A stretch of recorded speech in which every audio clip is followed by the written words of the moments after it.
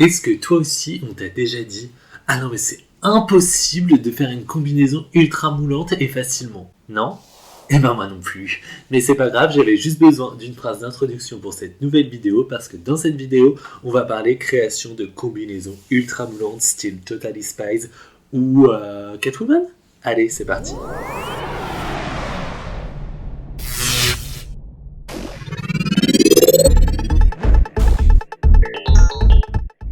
Hello, bienvenue sur ma chaîne. Aujourd'hui, je vous retrouve pour une nouvelle vidéo couture. Cette fois-ci, on va parler de la création de mon premier look drag et de ma première combinaison seconde peau.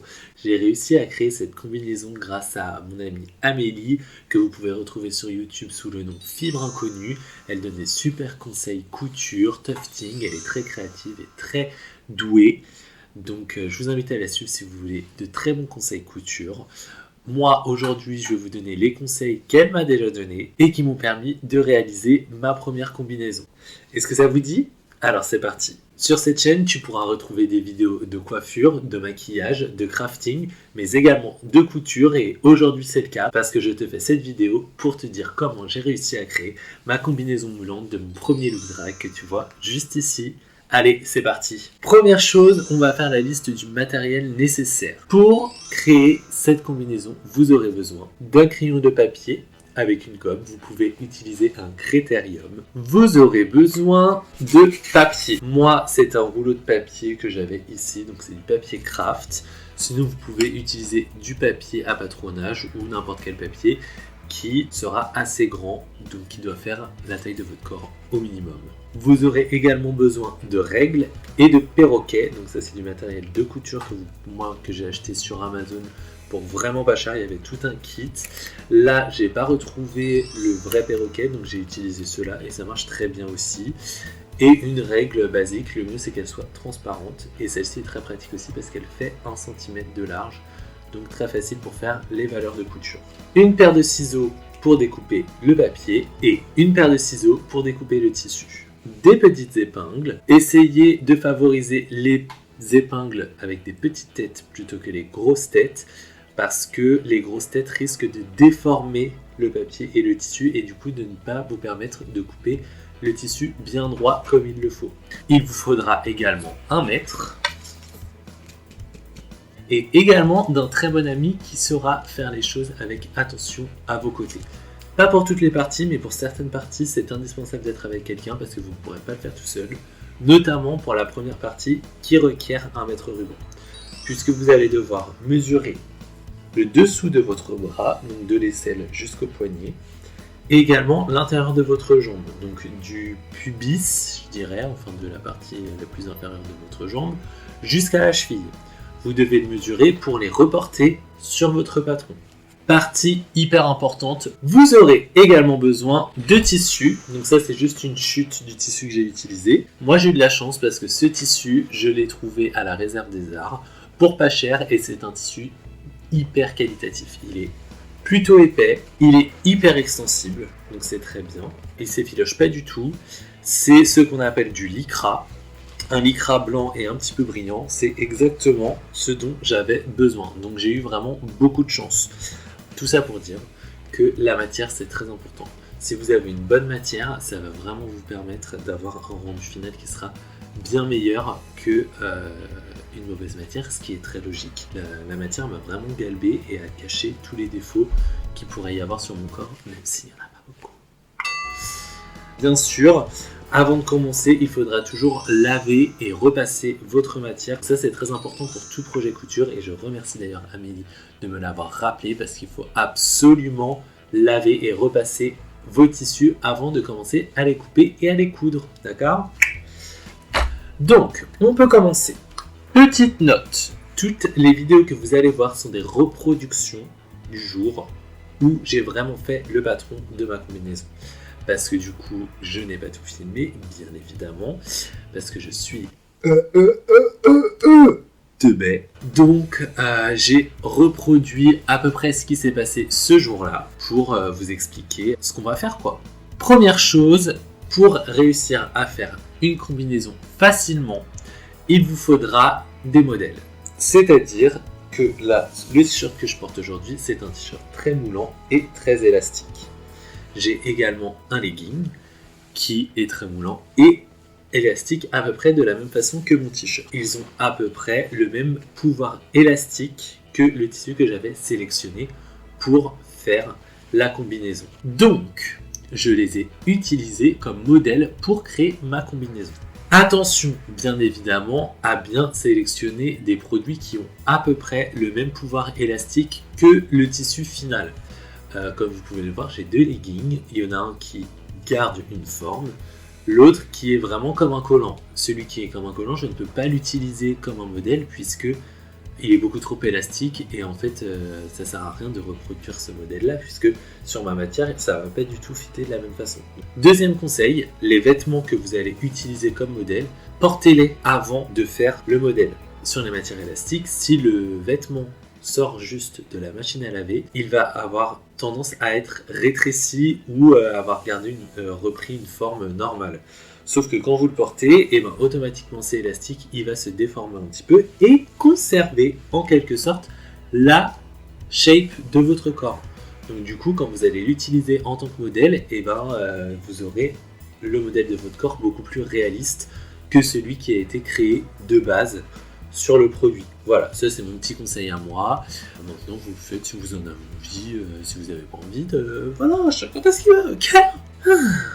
On va déjà commencer par faire la face avant de notre combinaison. Donc on va travailler en pli, c'est-à-dire qu'on va faire que la moitié de la face avant et que la moitié de la face arrière. Quand on va couper le tissu, on le coupera plié et on calera le pli au niveau de la fin de notre patronage. Du coup, on coupera deux épaisseurs en même temps. Et ça, c'est très pratique parce que ça nous évite de faire trop de découpes et en plus, ça nous permet d'avoir un rendu hyper symétrique.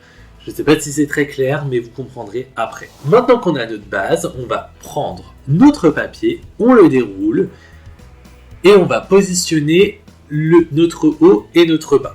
On plie correctement notre t-shirt en deux en faisant attention à ce que toutes les coutures soient collées l'une contre l'autre pour être sûr que le t-shirt soit vraiment bien plié en deux. On fait la même chose avec le bas, bien plié en deux et on les positionne l'un en dessous de l'autre pour qu'ils forment comme une combinaison. Lorsque vous allez devoir positionner votre legging, vous vous rappelez de la mesure que vous avez faite au début, vous allez reporter la mesure de l'intérieur de votre jambe sur l'intérieur de la jambe du patron et faire également la même chose au niveau du bras. Il va y avoir logiquement une petite pointe au niveau de la fourche de votre legging. Il ne va pas falloir prendre en compte cette pointe et essayer au maximum de positionner le legging de façon la plus droite possible contre le rebord du papier. Parce que comme on va couper le tissu au pli, cette partie sera droite et on ne pourra pas faire de pointe. Ensuite, on va simplement venir tracer tout le contour de cet ensemble. On le trace au crayon à papier et à la règle pour être sûr d'être bien droit. Comme vous le voyez, au niveau de la ceinture, donc entre le t-shirt et le legging, il y a une grande différence de taille. Moi, ce que je fais, c'est que je garde la partie la plus grande qui est celle du t-shirt et je vais venir la relier avec la ligne de la jambe de la façon la plus simple que je vois. Au niveau du col et de la manche, où il y a des petites courbes. Moi, ce que je vous conseille, c'est de les faire à main levée en suivant la ligne du vêtement et ensuite de venir les rattraper avec vos perroquets ou vos rapporteurs ou toutes les choses qui vous permettront de faire un trait droit en courbe. Et ensuite, vous allez juste venir tracer 1 cm de couture en plus sur tout le tracé que vous avez fait. Le centimètre de couture sera le centimètre dans lequel sera placée la couture sans problème, quoi. Voilà, c'est pas compliqué, je ne sais pas comment le dire autrement, voilà, c'est sans problème, c'est tout. N'oubliez pas de marquer quelques petits repères sur votre patron, comme par exemple l'emplacement du pubis et l'emplacement du pli, puisque on devra positionner le patron au niveau du pli pour être bien droit. Une fois que vous avez fini de tracer la face avant, vous allez faire la même chose pour la face arrière, ainsi que pour la manche.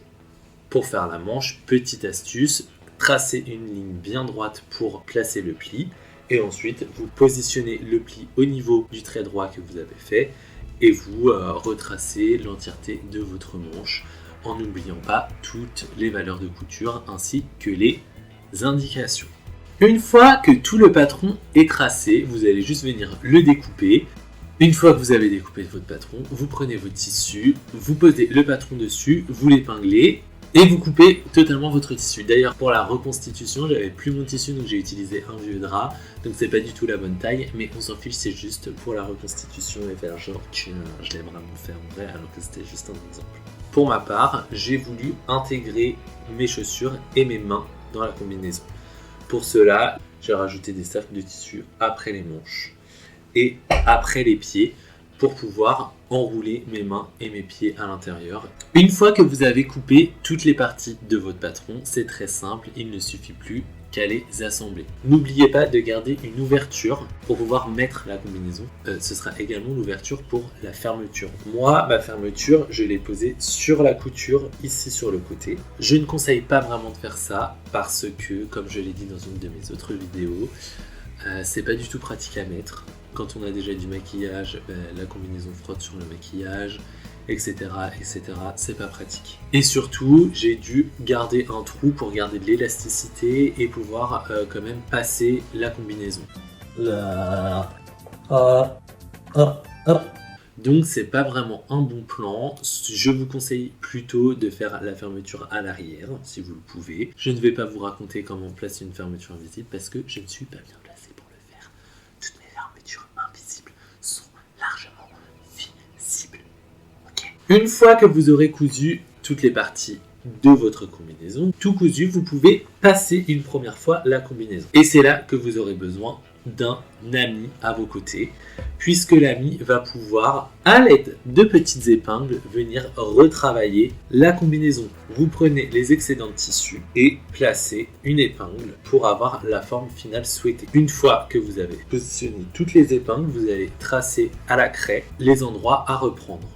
Petit conseil, donc la première fois que vous essayez la combinaison, portez-la à l'envers pour que les coutures soient à l'extérieur et que les traits de reprise soient à l'intérieur au final et ne se voient pas du tout sur le rendu final. Une fois que vous avez fait tous vos traits de reprise, je vous conseille de recoudre directement, ensuite de réessayer avant de couper vraiment le tissu et d'enlever les excédents dont vous n'avez plus besoin. Voilà, moi j'ai eu principalement besoin de reprendre à ce niveau-là.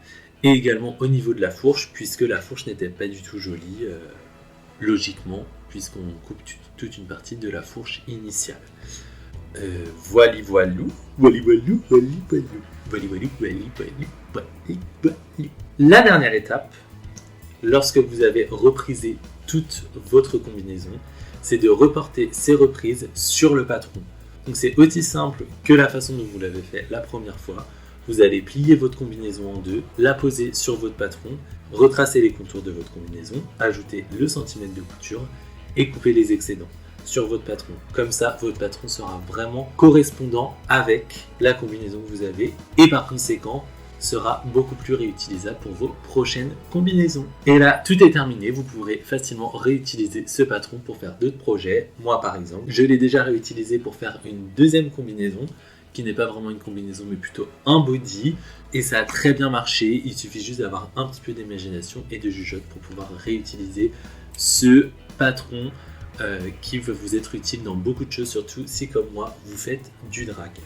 Et voilà, c'est aussi simple que ça. Tu sais maintenant comment j'ai réussi à faire une combinaison ultra moulante et facilement grâce au conseil de Fibre Inconnue, mon amie Amélie. N'hésitez pas à aller suivre Amélie si vous souhaitez avoir de véritables conseils couture. J'espère que vous avez compris tout ce que j'ai raconté ici. J'ai pas tous les termes de couture, je ne suis pas couturier. J'espère que j'ai été assez clair et c'est possible que je ne l'ai pas été. Pour le coup, si vous avez des questions, n'hésitez vraiment pas à les mettre en commentaire. Si vous souhaitez recréer ce genre de choses, n'hésitez pas à le faire, à me le montrer en commentaire ou à m'en parler sur TikTok ou sur Instagram si vous voulez discuter. Je serai ravi de discuter avec vous. J'espère que cette vidéo t'a plu. Si c'est le cas, n'oublie pas de me lâcher un pouce bleu. Et si tu souhaites voir mes prochains looks, n'hésite pas à t'abonner parce que ça arrive très bientôt. Allez, je te fais des gros bisous.